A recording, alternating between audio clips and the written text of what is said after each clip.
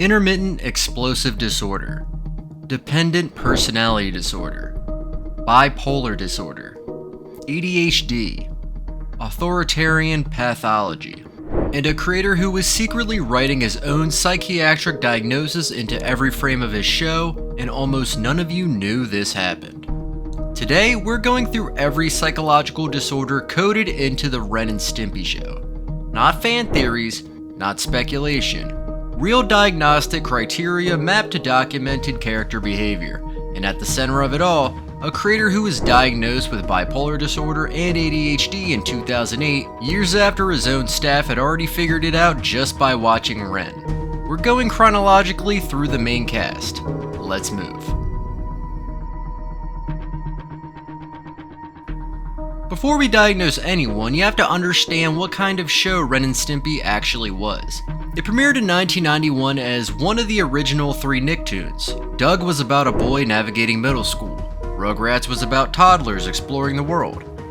Ren and Stimpy was about a psychotic chihuahua and a cognitively impaired cat living in a world of body horror, grotesque close-ups, and emotional violence. What most people do not realize is that the show wasn't just chaotic, it was autobiographical. John Kricfalusi, the creator, based the entire emotional register of the series on his own childhood. His father was an intimidating, verbally abusive man whose face would physically twist with suppressed rage. John K. has said on the record that he modeled George Licker's facial expressions directly from watching his father try not to explode. The staff at Spoomco, his animation studio, reportedly noted that Ren Hoek was just John K. himself. The same emotional volatility, the same perfectionism, the same inability to accept criticism. Bob Camp, his second in command, later said, "Ren was John. Stimpy was the rest of us just trying to survive him." So when we diagnose these characters, we're also diagnosing the man who made them. That's the record. Ren Hoek is a character built around rage. Not anger, rage.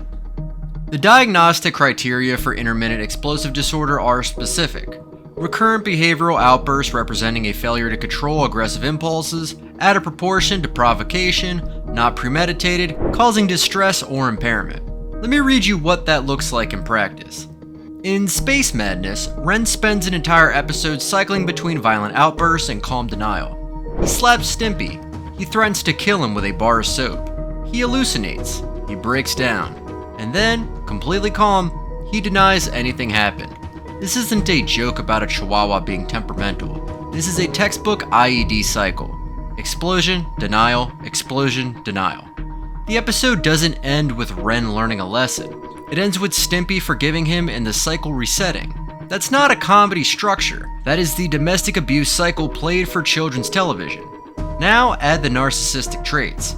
Ren genuinely believes he is superior to everyone around him. He talks about his sensitive genius. He demands admiration. He cannot handle any suggestion that he might be wrong. When Stimpy succeeds at anything, in Stimpy's invention, when Stimpy creates something useful, Ren's response isn't pride. It's rage that someone beneath him created something he didn't. The clinical term is vulnerable narcissism. The grandiosity covers a core of self-loathing. Ren's entire identity is built on being smarter, more talented, more worthy than Stimpy, and when that identity is threatened, the rage comes out. Every single time. What most people do not realize is that Spoomco staff were living with this exact dynamic. Artists would present finished work to John K., and he would either approve it or completely destroy it. Former layout artist Chris Riccardi said, "I did kind of lose it and I quit. I said, this kind of criticism does not do anything to make me better, it just makes me hate you." John K. apologized. Chris came back. The cycle reset. Ren and Stimpy in real life. Stimpy is the harder diagnosis. On the surface, he's just stupid. But the pattern is more specific than low intelligence. Dependent personality disorder is defined by an excessive need to be taken care of, leading to submissive or clinging behavior, difficulty making everyday decisions without reassurance, and going to excessive lengths to obtain nurturance and support. Stimpy cannot function without Ren. In nearly every episode, Stimpy's primary motivation is pleasing Ren, receiving Ren's approval, or repairing their relationship after Ren has abused him. When Ren is gone, in episodes where they're separated, Stimpy shuts down. He doesn't become independent, he deteriorates. In Stimpy's invention, Stimpy creates a device specifically designed to make Ren happy. When it fails, he is devastated. Not because his invention failed, but because Ren is unhappy with him. The invention works eventually. Ren loves it. The episode ends with Stimpy finally receiving the approval he's been desperately seeking the entire runtime. I'm not gonna lie, this is the part of the show that becomes genuinely uncomfortable when you know the production context. Stimpy was described by the staff as the rest of us just trying to survive him. The pathological need for approval, the forgiveness of abuse, the inability to leave, that's not a cartoon cat. That's what it looks like to be trapped in a relationship with someone who has a personality disorder and all the power. Now here's where things get even crazier. The intellectual disability coding in Stimpy isn't subtle. His cognition is constantly presented as childlike. He misunderstands basic concepts, he fixates on simple pleasures, his emotional regulation is underdeveloped. But the show never treats this as a joke about being dumb. The show's position is, Stimpy is genuinely kind, genuinely loving, and genuinely incapable of protecting himself. He is the emotional center of the series, and he is also the victim of every episode. Someone sat in a meeting and approved this for children's television. Repeatedly. For 5 seasons. This is the one John K. admitted to. George Liquor is a recurring character. A loud, intimidating, physically imposing man with a short temper and a compulsive need to control everyone around him. He appears in several episodes, most notably Man's Best Friend, the episode Nickelodeon banned from airing. John K. has explicitly stated that he based John Liquor's facial expressions and behavior on his own father. Quote, "So he's holding back all this violence and I'd see his face twisting and boiling. I was like, oh, but it was entertaining." That is a clinical description of an abusive parent from the child's perspective. The face twisting would suppress rage, the physical intimidation without actually striking, the environment where violence is always imminent but rarely delivered, which psychologically is worse than consistent punishment because the unpredictability keeps the victim in a constant state of hypervigilance. In Man's Best Friend, George Liquor adopts Ren and Stimpy and attempts to train them through aggressive physical domination.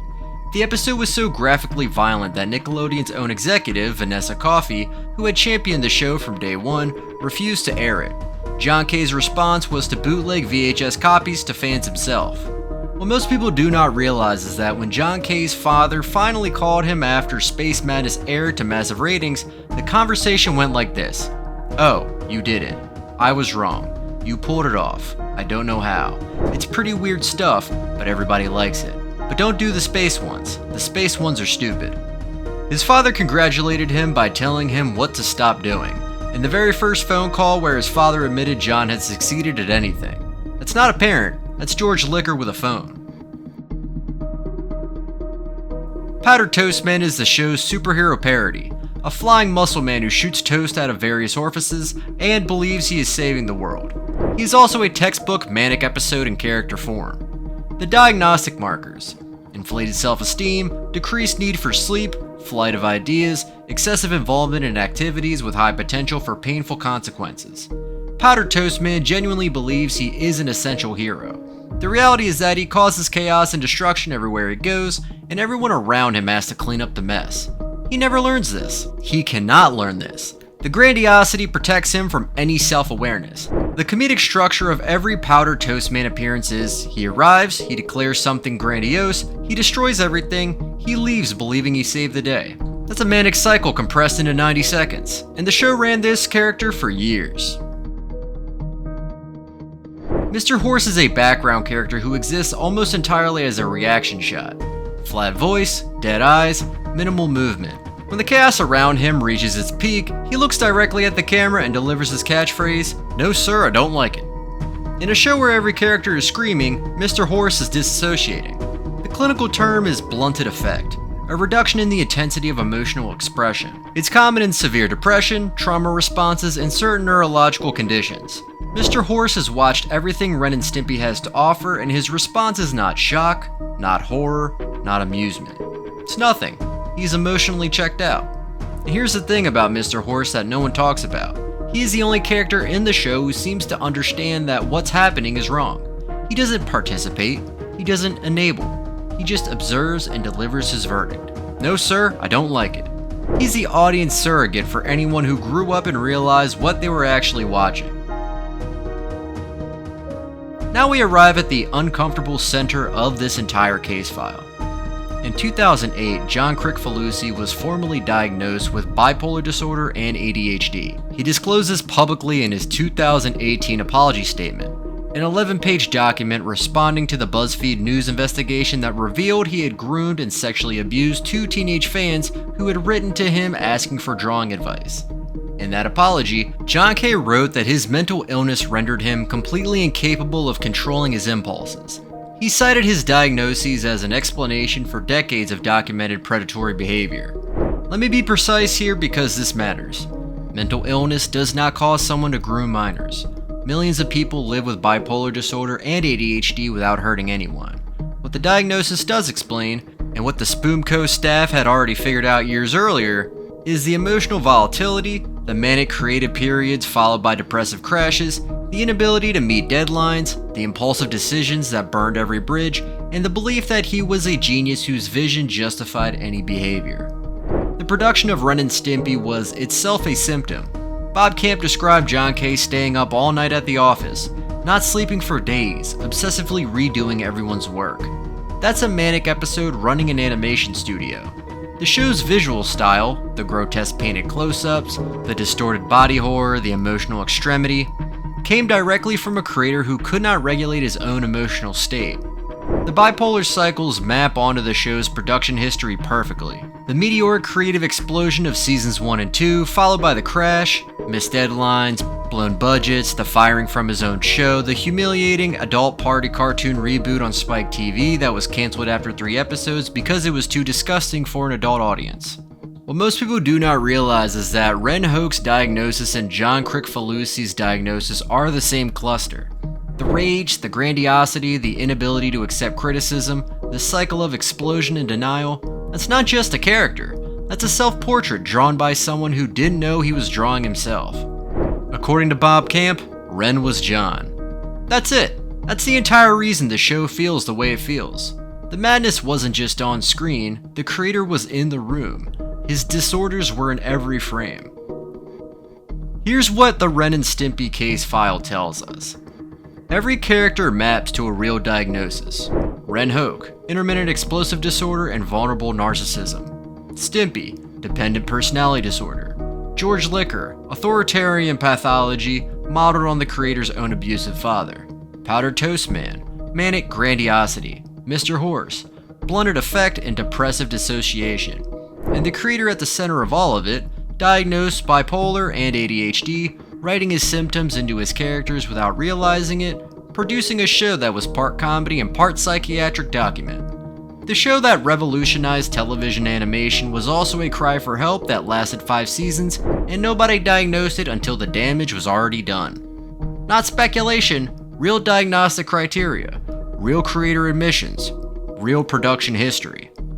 Which character's diagnosis was the most obvious once you see it? Drop it in the comments. And if you want more psychological case files on the cartoons you grew up with, hit subscribe.